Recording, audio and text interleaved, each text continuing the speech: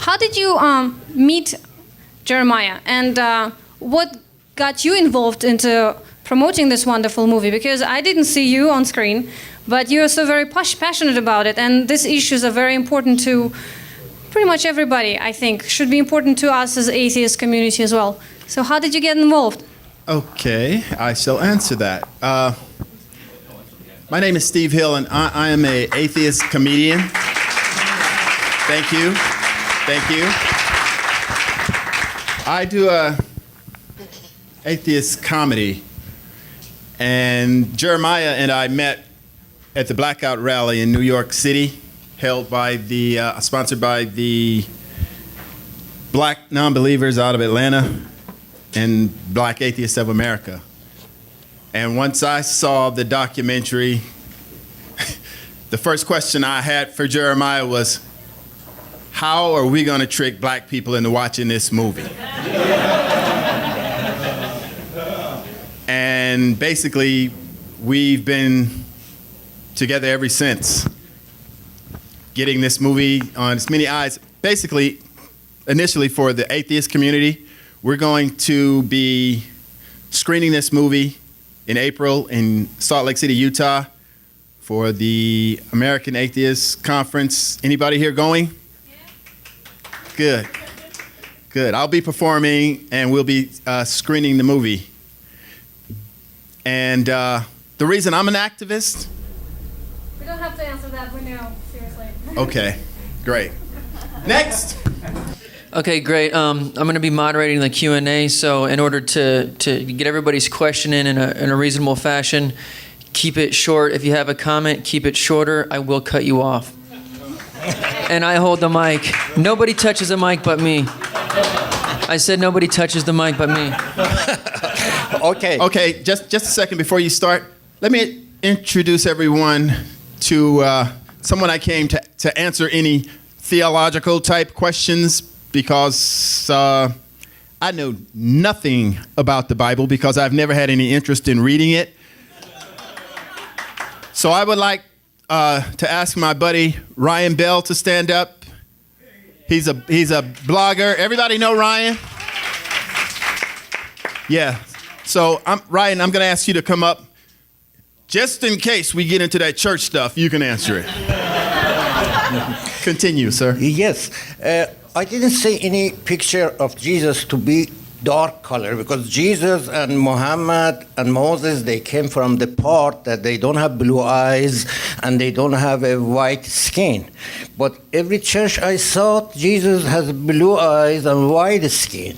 And that's not true with where they came from.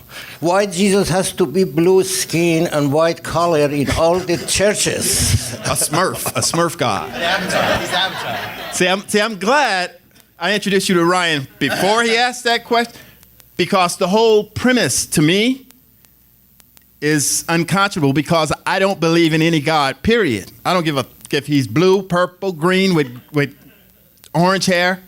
But I mean, I think it's simple. It's just a cultural appropriation of a deity to represent your people. So, I mean, clearly the historical Jesus was, a Middle Eastern man, and so any picture with the blue eyes just isn't culturally accurate. all right, good answer. Really quick. Very quick. You didn't brought the subject of the virus, religious virus in the Middle East that keeping people so oppressed, and the dictatorship and the West and Israelis are oppressing those people, and they are 100 times more mosque than university over there. They should have brought that subject also in the Middle East, what the religion is doing to people. Okay, I can answer that. For one, Jeremiah cut this movie down to 94 minutes. It used to be almost 2 hours when he first started. The version I saw was an hour and like 54 minutes. So he had to cut this down, and I don't know if you noticed, but Jeremiah is an African-American. So this movie comes from an African-American perspective. If we had to tackle the ills of religion all over the world, this would be a marathon. Someone else can make that movie. Yeah, let somebody else shoot that one. Right. Okay, quick question. What do you think is the significance of the criminal justice system, especially here in the United States, when it comes to African American oppression and disadvantaged social status? Good question. Good question. For you guys that don't know, I spent 10 years in the California Department of Corrections as an officer. I see that look on your face. As an officer. And you guys think about this for a minute. In this country, America, you get free legal representation. Now, who made that up and who makes our laws? Attorneys. That's like job security. If you were dying in the street, you couldn't get free health care, but you get free legal assistance. Something is wrong with that. Now, our criminal justice system, like the state of California, is at 163% capacity, overcrowding, and ironically, some crazy sickness, a whole lot of African American inmates that I used to be around every day, they all find Jesus in prison. I can't answer that. I was in jail for a month, and I looked at as well. I did some research on that prior to being in jail, that just sort of disproportionate sentencing, especially drug convictions. So like a middle-class male does marijuana, maybe just gets rehab, and a black person does the same thing, gets 10 years in prison. Oh yeah, the disparity in sentencing, yeah. Attorney Holder is working on that right now. Yep. Good. Thank you. Force of habit. Yes, Steve, this is one I think you can answer. I noticed in this film, as I've long noticed, that the going out to dancing at a nightclub and the singing and dancing in church Sunday morning, Saturday night and Sunday morning seem to me to be pretty much the same thing. Do you think that a lot of the African Americans really get joy out of just singing and dancing and listening to music by going to church? That it's not so much religion? Yeah, but it's not exclusive to just us, because you can go to white churches, Hispanic, Latino churches, and that portion of the program is always an uplifting experience for the audience, or for the suckers in the audience. And so, it's not exclusive, but it makes people feel good. That's what people want to do, is feel good, even though they have to use a fake delusional mind tricking, Bible or something like that to help them. But, Yes. everyone wants to feel good. Right. I was brought up in a very staid, boring. Oh, just a comment. Okay. Thank you. I really enjoyed learning about the history of the connection between slavery and Christianity in the African American experience. In my experience, I've had experiences where. Question? Yes, this is a question. It's leading up to a question. Question? Where I've gotten a lot of hostility when expressing my disbelief or my secularism from African Americans who were religious, who never experienced, I think, being around someone who didn't believe in God or who thought prayer was a waste of time, or me expressing my own opinion, I received a lot of hostility. So I was wondering how I can discuss, my opinion, or how I can state my, my position in a way that's culturally sensitive. And if you had advice about that. Okay, let me tell you something. First off, you have internet, texting on your phone, text them. Don't stand there in front of them and you're it's futile. It's to no one's advantage to argue with, no matter what ethnic group they belong to, about their God that lives in their head. Why would you? It would, trying to explain the color red to a blind man, they'll never see it. Yeah, that's an exercise that I wouldn't recommend. Not unless you find it something, some that's fulfilling something within you to let them know that you're a non-believer. But like I said, it's just going to lead you back to nowhere because they'll never see it. So I wouldn't. I just wouldn't. I have no. Could you tell them how to talk to black people about church? I wouldn't do it. Yeah, it's a no win. No win. Yeah, you will get hurt talking about God. Believe that? Now that's a joke that I can't even write. You get beat up talking about their God. Thanks, Aaron. Because that's precisely my question. Mm-hmm. First, I want to thank you. This is a very deeply passionate, especially because I'm African American. Yes, I can tell. Yeah. But we look alike. yeah. But that is precisely my question, because you are opening a Pandora's box, and this is from my personal experience.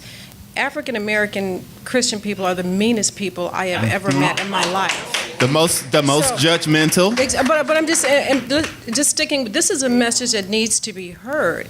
So you are aware that you are going to be confronted with an extreme amount of hostility, and I mean, this is serious stuff. So my question to you is, given the fact that it's a message that needs to be heard from a group of people that are hostile and angry, and to your credit, violent. So what is your game plan? Do you have massive security, CIA protection, FBI? I mean, and that's being... I'm actually security. But on the real, how are you preparing yourself intellectually to be able to deal with the community that you are about to affront with this type of messaging? So and I want to hear the game plan. I'll be there. You have my support, but you also know you need a bulletproof vest. Right. We're going to be very careful about where we go, who we talk to, who we see, who gathers together to watch this. Like, for example, I'm an African American comedian that does political and atheist comedy. You won't see me performing over at the Comedy Union or any other the black clubs. I've tried it. It doesn't. As soon as you say something about God, it's like the audience shuts down. So we're gonna try to ease this documentary into the mainstream media without ruffling too many feathers. And then after that, we don't give a how many feathers we ruffle, because this message has to get out to save us. Do you have atheist supporters in that community? I want to say like an Oprah or Bill Cosby or something, because these are the. Oh, we're looking for that person. We're looking for what's his name that does the wormhole in the worm. Yeah, we're looking for someone to come and rescue us. You know, we try to get Oprah, but she ain't into that. She didn't even think we could enjoy a movie because we're atheists. Don't forget, we're looking. You know, there's people who have made these subliminal signs of being able to think further than church, like Chris Rock and John Legend. You know, big names, smart people, talented people who could help us. But for right now, we haven't been able to reach them. We've tried. Parents, go get your kids and bring them down for lunch, because it's lunchtime and they're hungry upstairs. Hi.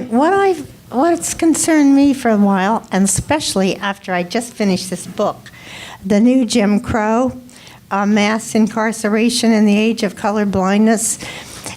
It was being read at the Unitarian Universalist Church of Verdugo Hills. But what's bothered this mass incarceration, and what's kind of bothered me before I even read this book, it's not too many black people ever come here. You have your own groups. And I asked one guy once, and he said, well, it's our culture. And, I'm thinking I like gospel singing. And then I thought that's kind of trite. Maybe it's deeper than that, like slavery and Right. segregation. But I think you need to join with as many white people as for you, that are for you. Yeah, that's kind of what we're doing, really. Well, I Seriously, see you mean, here I've said that repeatedly to Jeremiah, because one of my best friends in the movement is Dave Silverman, who's the president of American Atheists Incorporated. Yeah. And I've tried to explain to him, it's like, man, we can't do this by ourselves. Right. So we have a lot of friends in the atheist community. Okay. James Underdown from Yeah. right here. I mean, all over the country. But they're helping, and we're seeking their assistance. Great.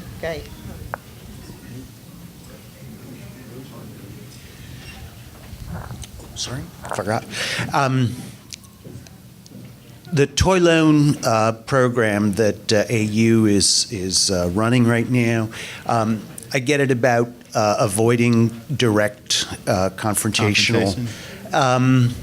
But the idea of, I'm asking what your thoughts might be in terms of using the toys, which are, a lot of kind of science, not exactly science, but creative or problem-solving kind of thinking, building things, that sort of thing. How could you use that maybe as a wedge, a non-confrontational wedge, to, first break the tyranny of faith? Yeah, see, first you'd have to have parents that are receptive. Without the parents allowing their kids, like the toys, playing. So that leads us back to our first problem, the African-American community, the females. Because we've noticed that the women in our group tend to keep this thing going. I don't know if it's they get lonely without a man, but one thing they do have, and one thing they'll always have, when there's no other man in their life, they have Jesus. He's there to lean on, cry on, bitch to. It's a constant in their life. That's a man. So the women are really, really doing a disservice to our ethnic group. But we're trying everything we can. Trust me, comedy, movies, dancing, tap dancing, anything to get us unhooked off this religion stupidity. Thank you. By the way, these are the. You gonna ask a question? Okay, cool. These are the last questions then, because the pizza's getting cold and I'm hungry. All right. You're, as a comedian, you are probably best to respond to my question or statement. Apparently. Keep it concise, please. I'm talking about the fact that subversive to the society are programs like The Simpsons, Family Guy, Cleveland, and American Dad. And Seth MacFarlane happens to be an atheist, by the way. And when you get into things like the Church of the Fonz, as ridiculous as it was, just give me some of your takes on using this mass media phenomenon of comedy as a subversive force. Okay. As far as a comedian doing religious jokes, or an African-American comedian doing religious jokes? We're all African. Yes, because we're from Africa. Right. I have that shirt, my brother. Thank you. You said the question or your statement or your questionable statement. The question basically was, as a comedian, how you respond to what those shows are doing to advance the cause. Oh, you know what, sir? I don't even watch those shows. Okay. Sorry, I really don't. Since I do political humor, I spend almost all of my time watching the news and what's going on. Real life stuff. Real TV. Cleveland show is all African American. Okay, I'm gonna have to catch an episode of that for you, and come back and we'll talk about it. I have a question. I don't know if I missed it during the movie, but I would like to know the opinion in the context of that movie of the black leadership during the civil rights movement. Do you want to know Your mine? opinion of the leadership on the civil rights movement, because they were the ones who promoted and did a progressive and a positive struggle.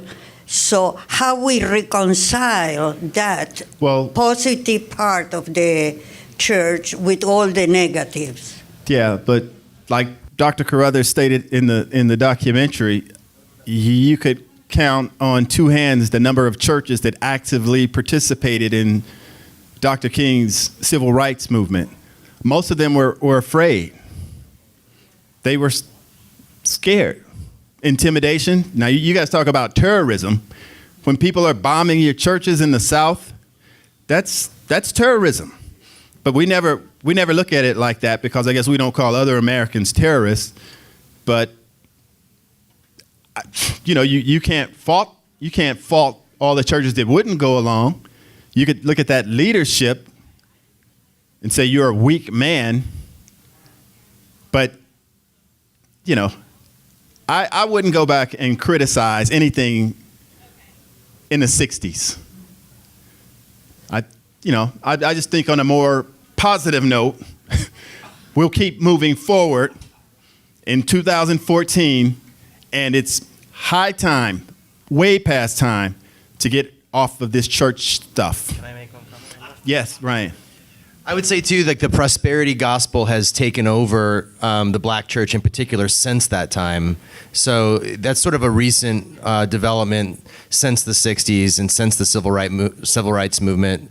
And you have a lot more African American churches that are really driven by what you saw there on the screen of like your bills are being paid as you pray for, his bills are being paid, the preacher. But that's about it. And that's also in white churches. There are big white megachurch. Joel Osteen's church in Houston, Texas, for example, is another example of a predominantly white congregation that is also really entrenched in this prosperity gospel that God's going to bless you with riches and fortune if you just come to church and bow to the preacher. Plant the seed. Real quick, Norman. Just two quick ones. Paul. You got 4.3 seconds. Go. I have a question. Did any of the religious subjects that you interviewed in this film end up converting after being made example of by the director? Good question. Well, MLK3, his one of his top assistants came out to Jeremiah, said, "Man, you got me thinking. And he gave up. He quit. Wow. He quit. Martin Luther King's junior assistant quit and came out to Jeremiah like, where have you guys been? It's about time.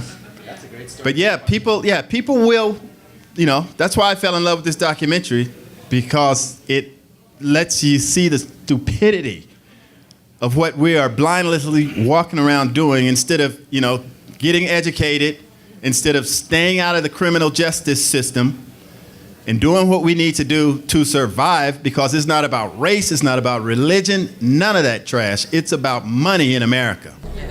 Capitalistic society, this is what we get.